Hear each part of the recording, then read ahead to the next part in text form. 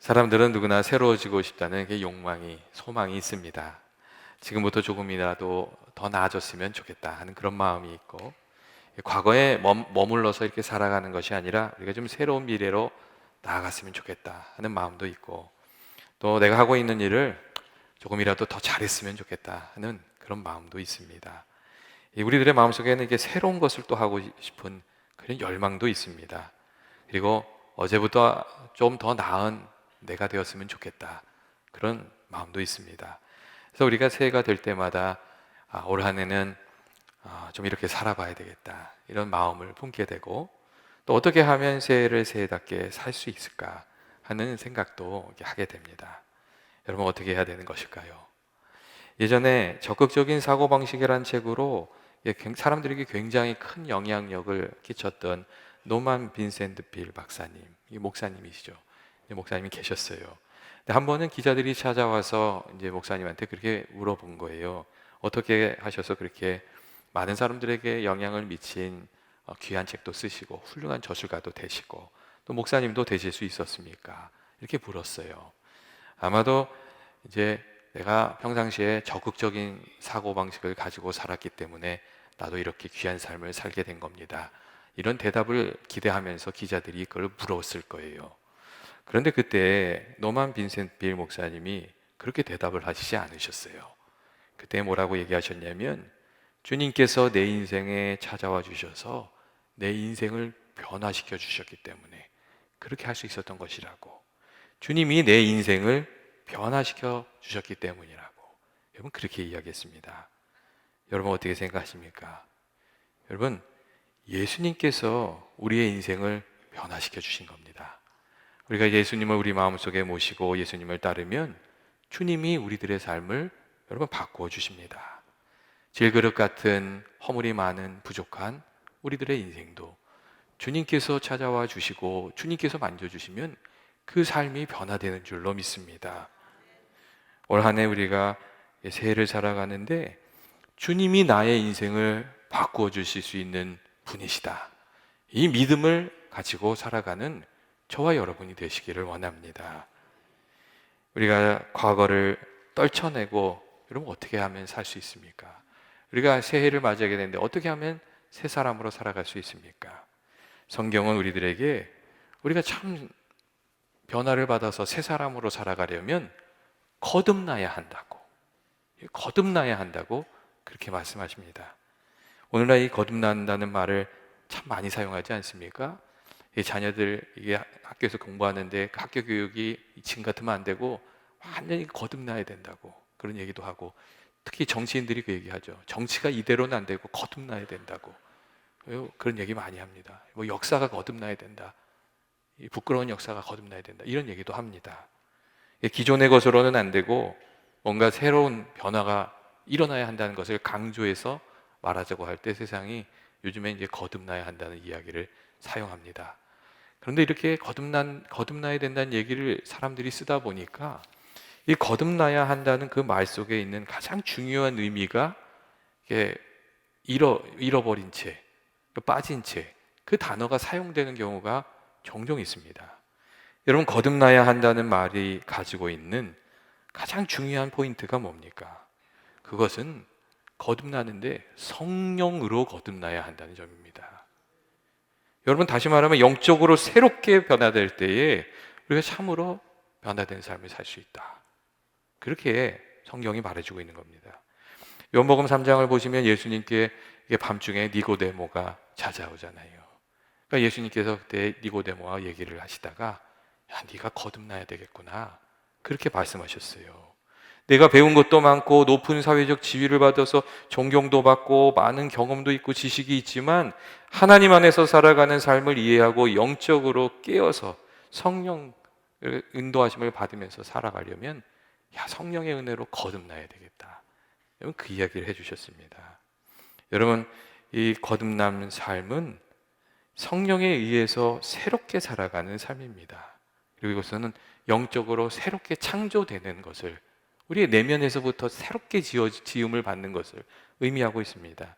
여러분, 겉모습만 조금 바꾸는 게 아니라 속사람까지 새롭게 되는 것, 그것을 성경은 말을 하고 있습니다. 그래서 오늘 말씀을 보면 이렇게 돼 있잖아요. 그런즉 누구든지 그리스도 안에 있으면 새로운 피조물이라. 이전 것은 지나갔으니 보라 새 것이 되었도다.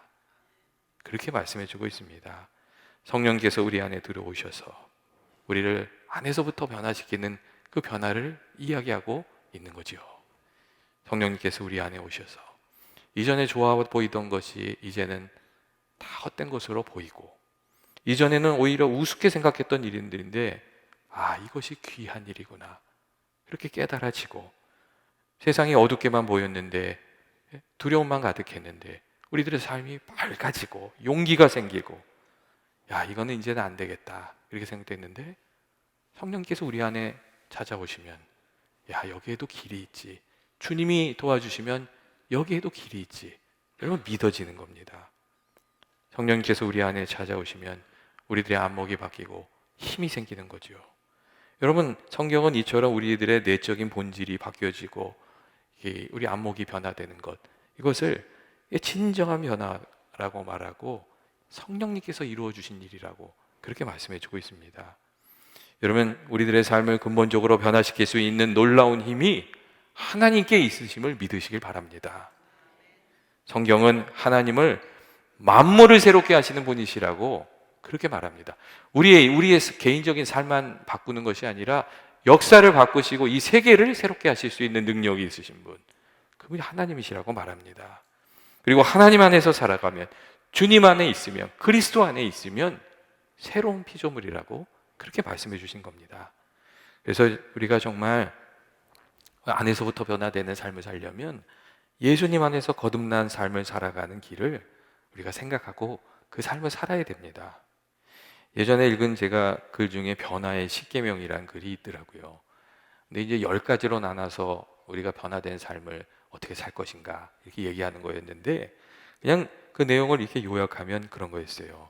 우리가 변화된 삶을 살려면 먼저 예수님을 믿어야 된다고. 예수님을 믿어야 된다고 그렇게 얘기합니다. 주님의 사랑을 믿고 주님의 말씀이 참되다는 것을 믿어야 된다고.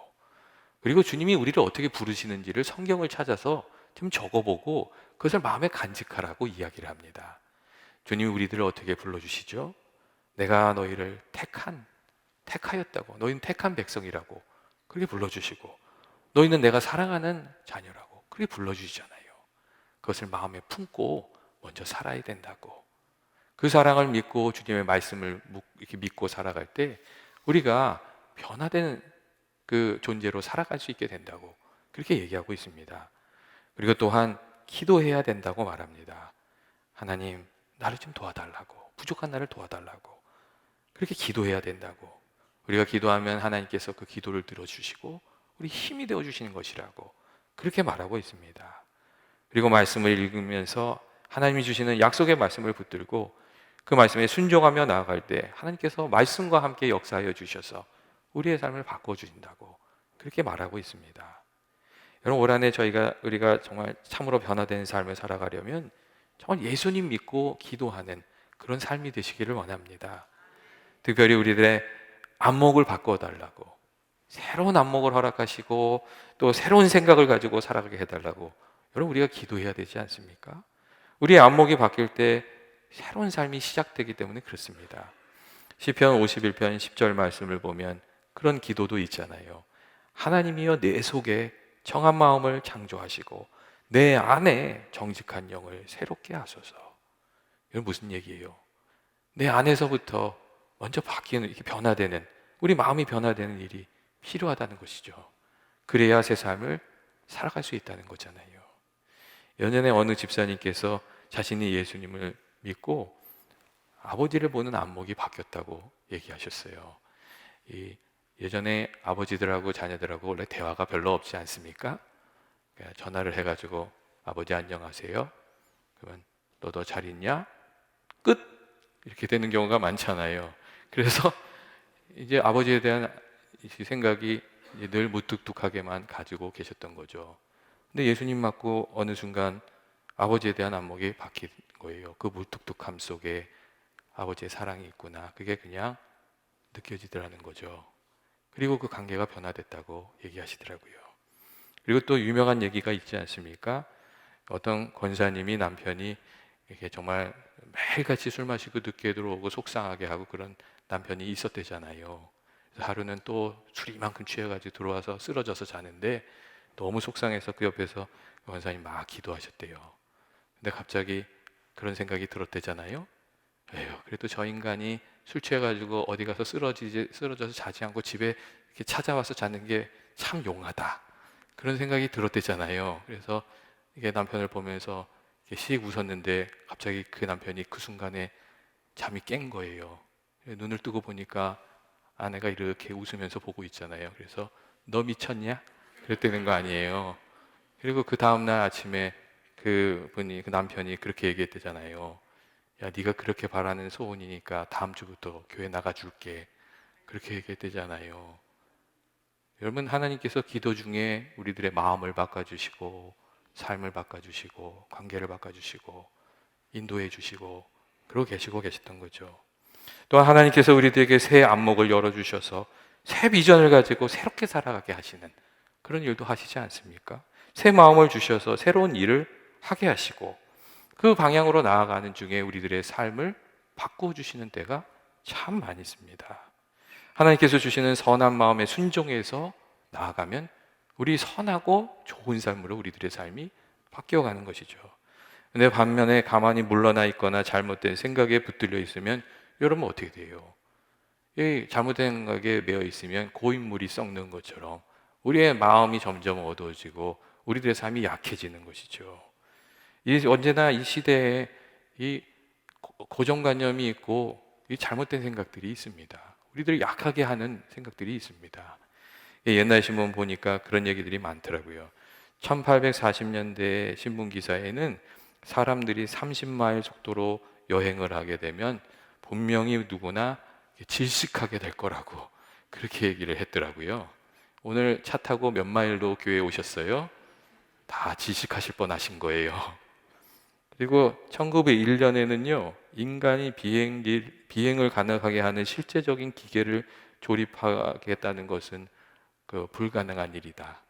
그런 말도 있었고, 1926년에는요, 달에 가겠다는 생각은 근본적으로 허황된 것이다. 그런 얘기도 있었어요. 그리고 1930년대에는 사물 속에 고정되어 있는 에너지를 동력화하는 것은 불가능하다. 그런 얘기도 했었어요. 그런데 이런 고정관념들이 새로운 일을 시작하는 사람들을 의해서 다 깨져나간 거거든요. 여러분 어떻게 생각하세요? 이 존 맥스웰이라는 그래서 그 리더십을 이렇게 강조하는 분이 이런 얘기를 했어요. 나쁜 생각은 일을 불리하게 만든다. 나쁜 쪽으로 몰고 간다는 거죠. 평범한 생각은 일을 진척시키지 않는다. 좋은 생각은 일을 다소 진척시킨다. 그런데 뛰어난 생각은 일을 크게 진척시킨다고. 앞으로 나아가려면 뛰어난 생각을 가지고 도전하면서 살아야 된다고. 여러분 그런 얘기를 했습니다. 여러분 우리가 어떻게 우리의 이 고정관념을 깨트리는 뛰어난 생각으로 살아갈 수 있겠어요?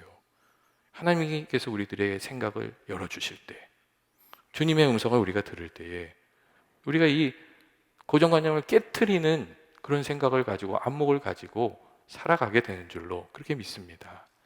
이건 그렇기 때문에 우리가 말씀을 읽으면서 정기적으로 읽고 묵상하면서 하나님과 이렇게 함께 대화하고 말씀 묵상하면서 생각하는 시간들이 우리들에게 좀 필요합니다. 그리고 기도의 재단을 든든하게 지키면서 살아가야 하는 것이죠. 그래야 하나님께서 우리들에게 깨닫는 마음을 주셔서 밝히 보는 눈을 주셔서 고정관념도 낡은 생각도 낡은 톱령도 이렇게 깨트리고 우리가 살아가게 해주시는 줄로 그게 믿습니다. 그리고 우리가 새로운 일을 시작할 수 있는 용기를 달라고 또 기도해야 되지 않습니까? 우리가 알면서 하지 못하는 일들이 사실 굉장히 많습니다. 과거에 잘못한 일들을 바로잡을 수 있는 용기도 필요하고 이전에 해보지 않은 것을 도전하고 시도해보는 그런 용기도 필요하고 이게 이전에 살아보지 않은 시간들을 살아가는 데에 우리가 좀 용기가 필요합니다. 용기를 달라고 좀 뚫고 나가야 할 때에 뚫고 나가는 용기를 달라고 우리가 기도하면서 살아야 되는 줄로 압니다. 그리고 기도하는 중에 성령 충만함을 우리가 입으면 그 고난도 뚫고 나아가는 능력으로, 하나님 주신 능력으로 우리가 살아가게 됩니다. 여러분, 성령 충만이 무엇입니까? 성령 충만은 다른 게 아닙니다.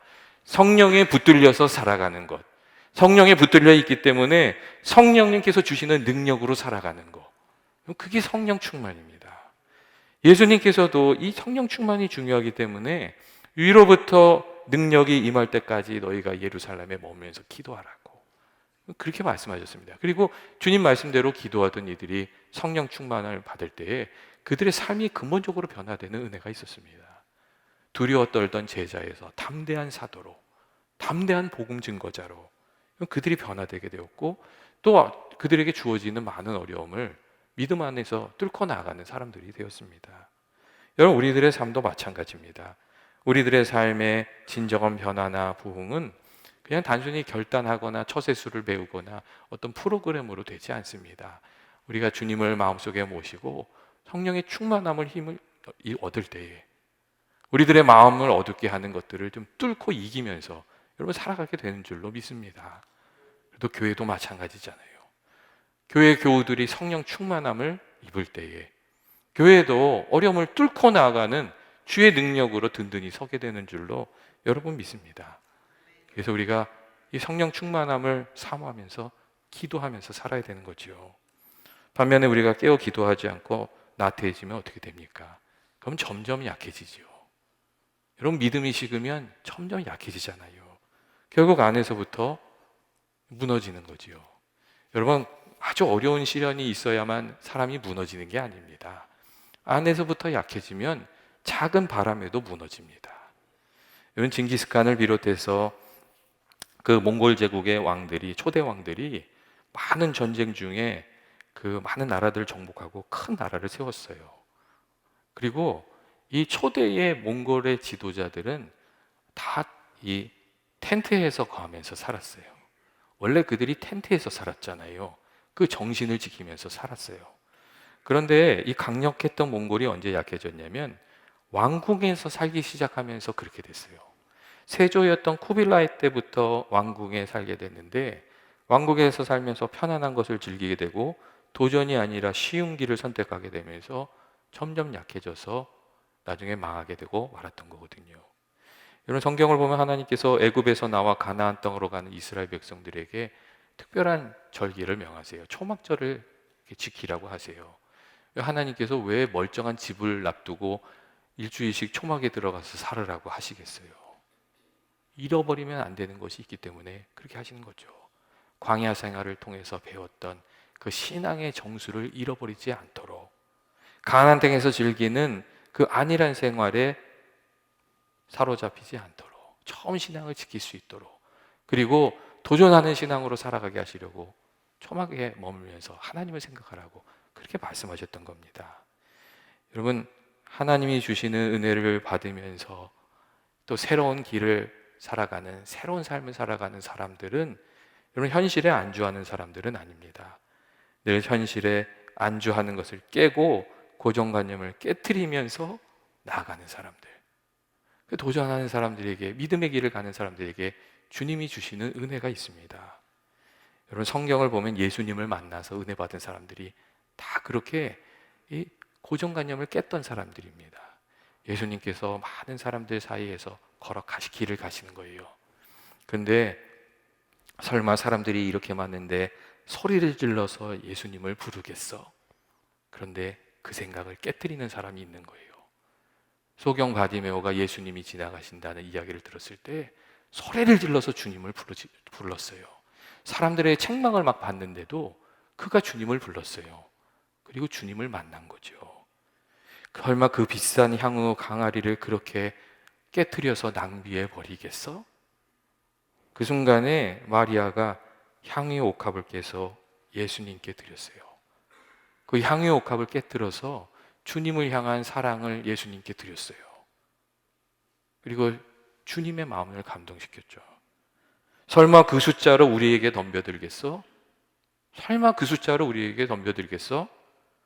기드온의 300 용사들이 하나님의 말씀에 순종하여 고정관념을 깨뜨리면서 나아가서 승리하는 삶을 살아가게 됐습니다. 여러분, 우리가 믿음의 삶이란 것들이 그렇지 않습니까? 이 고정관념을 깨뜨리고 나아가는, 아유 뻔하지, 뻔하지, 그렇게 될 거야, 이런 뻔한 것들을 좀 깨뜨리면서 나아가는 그런 부분들이 우리 믿음의 삶 속에 있습니다. 여러분, 우리들의 삶 속에 뻔한 것들이 있지 않습니까? 그런 것들이 내 안에도 있고 다른 사람들에게도 있고 세상에도 있습니다. 세상 사람들이 이렇게 얘기하는 거예요. 뻔하지, 그 작심삼일이야, 며칠 지나봐, 새해라고 별게 있겠어. 근데 그걸 깨트리면서 살아가는 거죠. 그걸 깨트리면서 살아갈 때 주의 은혜가 임하게 되는 거죠. 그 뻔하지 않겠어? 그 상황인데, 그 상황에서 어떻게 교회를 나와, 어떻게 예배를 드려, 그렇게 바쁜데, 그 상황을 깨트리며 나가는 사람들이 하나님의 은혜를 받는 거죠. 어떻게 그런 사람 용서할 수 있겠어? 뻔하지, 그건 절대 용서 못해. 그거를 깨트리는 사람들이 하나님이 베풀어 주시는 은혜를 힘입으면서 여러분 살아가는 겁니다. 여러분, 우리가 우리들의 삶 속에 있는 것들, 그렇지만 깨트리면서 살아가야 되지 않습니까? 그리고 우리가 깨트리면서 살아갈 때 거기에 하나님 주시는 은혜가 있습니다. 그 상황에서 어떻게 감사할 수 있겠어? 근데 그 상황에 그걸 깨트리면서 감사하는 이들이 주의 은혜를 받게 됩니다.